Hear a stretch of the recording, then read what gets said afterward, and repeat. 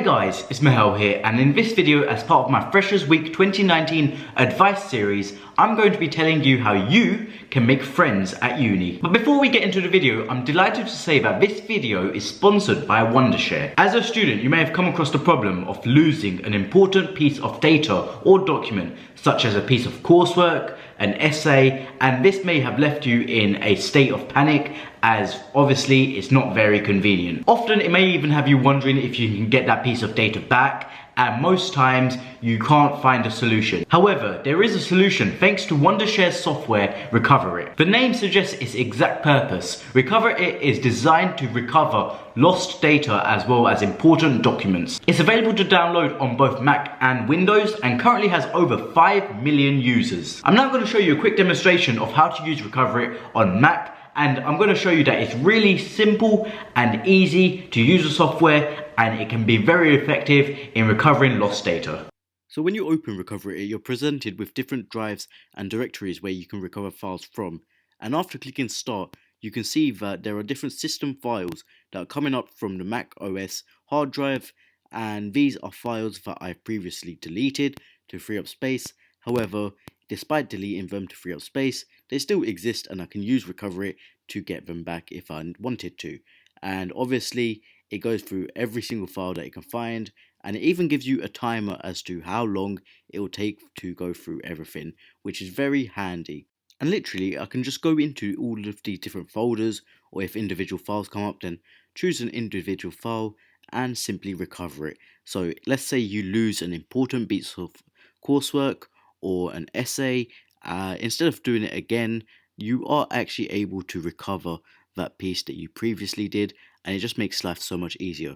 And bearing in mind that this is on the free version of the software, so you can actually do quite a lot with the free version. However, if you wanted to take full advantage of the software, then I do recommend buying the premium version, as you are able to recover from crashed hard drives and more. So I've just shown you how simple yet effective it is to use Recover It to recover lost data. There is a free version available, and the link for that will be in the description below. However, if you want to make the most out of the software, there is also a premium version available that you can purchase, and I'll also be leaving a link to that in the description below. So make sure you go and check those out, as it can be a very vital piece of software for your student needs. Moving on, I'm now going to be talking about the subject of the video, which is making friends at university and how you can easily make friends during Freshers Week and the couple of weeks that follow Freshers Week. Not only this, I'll also be telling you about the types of people that you should avoid, as not everyone you come across at university will be your friend, and even if they seem like they're nice at first, believe me, I've just been through first year. There are some people that will raise red flags and you want to get away from as quick as you can. The reason I say this is because although everyone is looking to make friends when they come to uni, some people will bring their toxic personality along with them from home, despite having a chance to start afresh, and therefore these are the people that you should avoid at all costs. I'm going to cover that a bit more later on, but first I'm going to be telling you about how you can make friends during Freshers Week and the weeks that follow. First and foremost, you don't have to make friends during Freshers Week. And what I mean by this is that if you don't make friends during Freshers Week, or not as many as you would have liked to, as long as you're proactive in the weeks that follow, you can still make friends. So before we go any further, here are some of the places at uni where you can make friends. Your accommodation, Freshers Nights Out, activities during Freshers Week such as the Freshers Fair, talking to people proactively in uni group chats before getting to uni. So for example, on Facebook Messenger, people will have university of applicant group chats. So talk to people there. People from your course, so you can meet them in either seminars or lectures. The gym. Sports such as, for example, at the University of Nottingham, you can join an Engage program where you can just play sports for fun. Societies, obviously, every society will have people that you haven't met before, so you can meet people there. And then of course, there are plenty of other places where you can meet people. Of course, you could either just bump into someone in the queue at Starbucks if your campus has one, for example, or just walking to get a bus on campus. Like, you can literally meet people anywhere, and as long as you have the confidence to just go up to them and say something, It's really simple. But assuming you only meet one person from each of the examples that I mentioned, that's already 8 people that you would have met, which is a very decent start, especially within the first few weeks. However, my top recommendation is that you focus on meeting one person and one person only to begin with. Once you've gotten to know that person a bit, you will then go in pairs to meet other people, and it makes it so much easier than if you were to meet people on your own one by one. You might now be thinking, but how exactly do I make friends? What do I need to say? It's actually very simple. As I said before, everyone who comes to uni wants to make friends, as in most cases, they don't know anyone when they go to uni. Therefore, just approach someone, whether it be in your accommodation, at Freshers Fair, or somewhere else, and use these pointers as a guide to help yourself. Introducing yourself, asking what course the other person is studying, asking where they're living, asking why they chose the uni, asking where they're from, and anything else that you can think of without coming across as too forward. The key with these pointers is to find a common interest. For example, you could meet someone on a club night out, and coincidentally, they could be living in the same accommodation as you. And that would be very great actually in that scenario, as you can literally just say to them afterwards, oh, we should chill sometime, come over to my flat. It's much easier to approach someone rather than waiting to be approached. After all, if everyone had the mentality of being approached rather than approaching people, no one would be approached. Think of it. Once you've talked to people using the example pointers or about anything else, reel them in. Now, what I mean by this is that you've got to get their social media. And do not say, what's your Snapchat? In fact, go with, what's your Instagram? The reason I say this is because you're going to be meeting a lot of people during the first few weeks of uni if you're trying to. So bearing this in mind, if you get someone's Instagram, then not only do you have a name, but you also have a face to match the name. However, if you ask for someone's Snapchat, literally all you get is a username sometimes. And if that person doesn't post, you may even forget what they look like, and they may just be a dead end. As in, you won't talk to them because you're scared to pop up because you can't remember who they were. Whereas if it was Instagram, you can remember the face and be like, oh yeah, I remember our conversation with that person, and then slide into their DMs with whatever you like to say. So after you get their Instagram, message them on DMs and literally just say to them, oh, would you want to explore the city sometime? Come over to my flat. Just anything after a bit of conversation, and just anything where you can actually try and do something else with them rather than having just met them once and keeping them on social media. And if they agree, then eventually you can even go ahead and ask for another social platform, such as Snapchat this time. At this point, you're probably thinking that it actually sounds so much more simple to make friends than it did before you watched this video. However, don't get too carried away just yet, as there is something called the grace period that you have to get through before people are worthy of your friendship at uni. And I'm going to explain to you what I mean by the grace period now. So essentially, what I'm calling the grace period is first term of uni. If you can talk to that person after first term as a normal friend, so they haven't done anything toxic, they haven't distanced themselves from you or anything like that, and if you keep in regular touch, then they are truly worthy of your friendship. However, if they do one of the red flags that I'm about to mention, then they will not survive the grace period, and so after first term, you should not keep them in your uni life or your general life. So by following the grace period rule, you can actually avoid toxic people, as there are so many people that I met during Freshers Week, and out of all of them, I don't talk to most of them. And a few of them even have the balls to pop up to me sometimes, asking for something, and then I never hear from them again after that. So here are a few of the red flags that you should look out for. People who don't message you. People who completely ghost you when they're at home with their mates from home. And I've actually recently cut someone off for this, because when they're at uni, they will be messaging me, they'll want to do stuff with me, well, to an extent. But when they're at home, I don't hear from them at all. So it's almost as if I was being used for just company when they're at uni because they had no other friends, but when they're at home, I don't hear from them at all because they're with their homemates. So that is a major red flag. People who act like they're busy at uni when they're with other people that they've met at uni and don't try and include you with things. So I've known people who have formed groups, and I've known one person in that group, and instead of trying to integrate me into that group, they would just not tell me about it at all. And then it becomes a bit of an awkward scenario where I could try and force a friendship with that one person, or I could just cut them off. And most times I've just decided to cut them off because they haven't been worthy of my contact. People who start house hunting but don't consult you.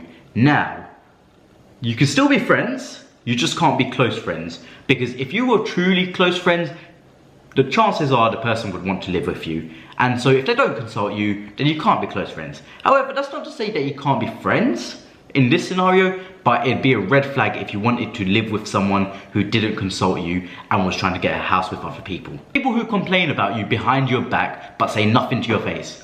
And the amount of this I have heard about, with especially when it comes to people living in halls of residence that are on campus, so the catered sites at the University of Nottingham, like Derby Hall and all that. The amount I've heard about this is ridiculous.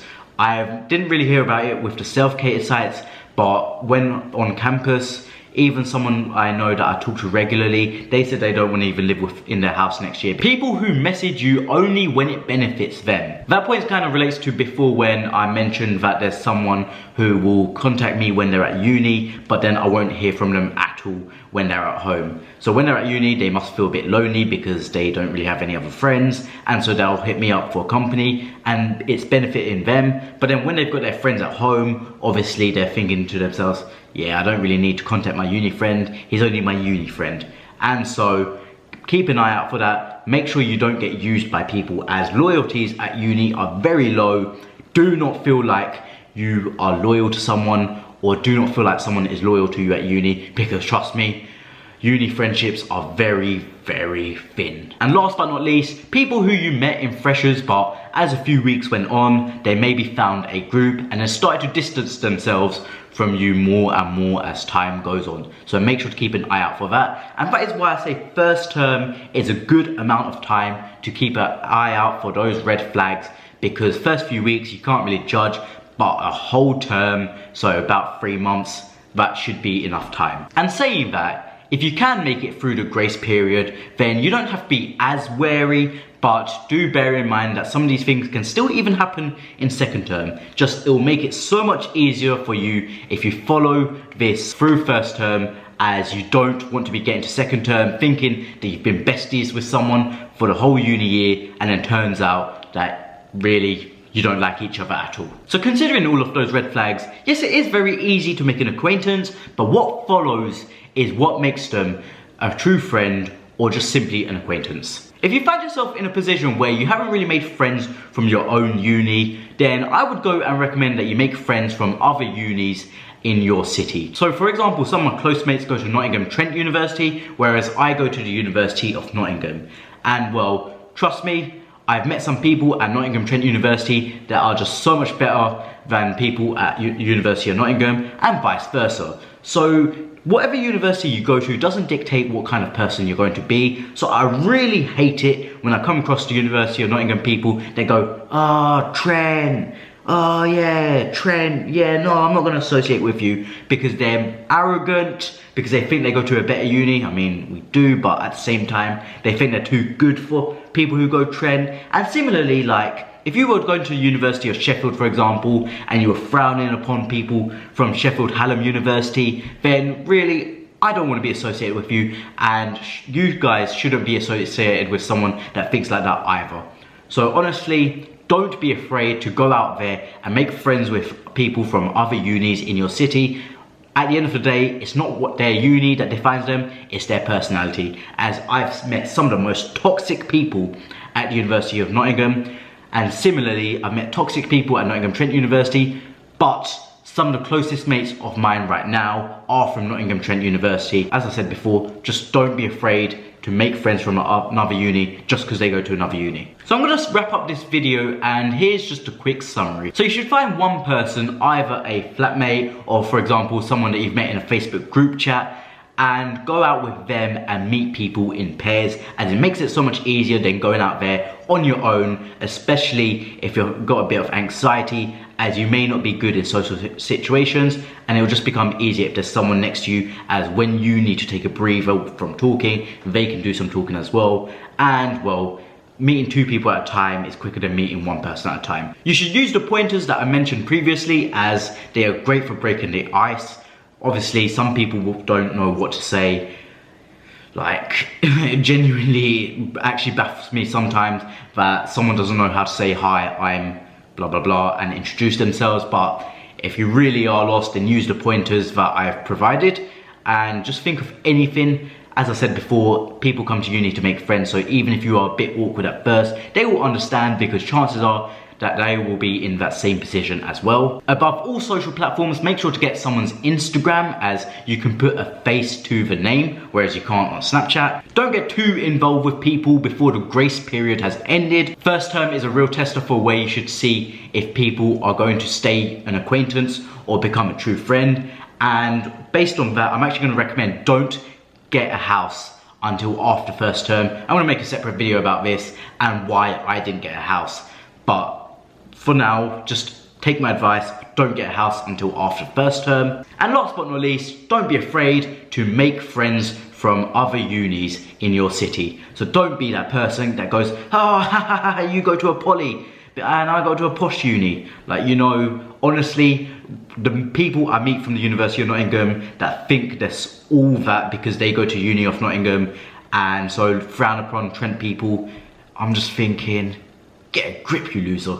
Honestly, like, I go to University of Nottingham as well, and I don't go to people saying, ha ha ha, you go to Trent. Like, without trying to swear, it's just, it frustrates me, but we'll leave that aside. So just don't be afraid to make friends from other unis in your city, whether you go to Uni of Nottingham and you want to meet people from Nottingham Trent, Sheffield University and Sheffield Hallam, University of Birmingham and University College Birmingham, and Aston and Newman and so on. Just don't be afraid. But that is basically a summary of the video, and that is going to be it for the video there. If you did enjoy it, then make sure to leave a like, comment below and subscribe, and turn post notifications on by clicking the bell below. It ensures that you do not miss a single video as soon as it is released.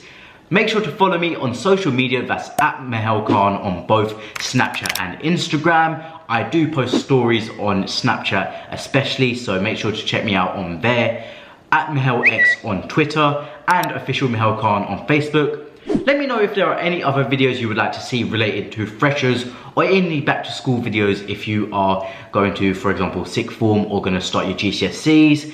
And if you want any advice, then I'm happy to provide it via Instagram DM. The only condition is that you are following me, as if you aren't, I'm going to ignore you, as it's the least you can do, as other people I know within the same industry charge money for advice, one-on-one advice. So all I ask for is a follow. I'm not charging you money, but I'm happy to give you advice as long as you're following me on Instagram. And once again, if you did enjoy it or have any suggestions or comments, then make sure to let me know in the comments below or on social media, whether that be Instagram DM or Twitter. But yeah, guys and girls, this has been it. Thank you once again to Wondershare for sponsoring this video. A massive shout out to them. Make sure to download Recovery in the description below. And I've been Mahel, and I'm out. Peace.